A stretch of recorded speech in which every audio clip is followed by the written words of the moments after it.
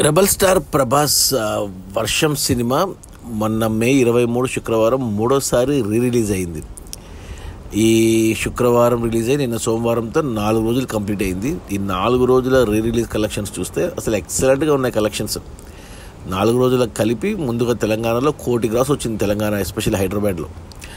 ఇక రాయలసీమ జిల్లాల నుంచి 30 లక్షల గ్రాస్ వస్తే 4 రోజుల్లో. ఇక మిగిలిన ఆంధ్ర నుంచి 90 లక్షలు వచ్చింది. అలా టోటల్గా తెలుగు రాష్ట్రాల్లో 4 రోజుల్లో వర్షం సినిమా రిలీజ్లో మూడవసారి 2,20,00,000 గ్రాస్ కలెక్ట్ చేసింది.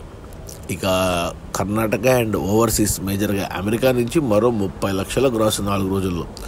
అలా టోటల్గా వర్షం సినిమా మూడోసారి రిలీజ్లో 2,50,00,000 గ్రాస్.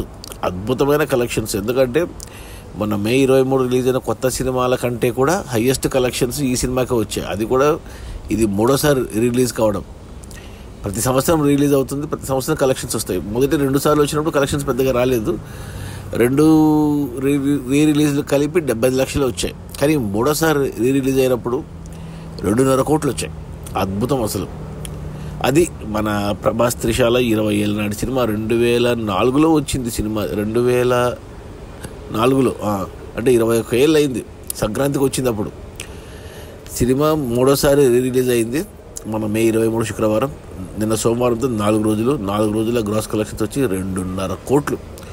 ఇది ప్రభాస్ ఫ్యాన్స్, ప్రభాస్ స్టార్ ఇమేజ్కి నిదర్శనం. Okay, bye.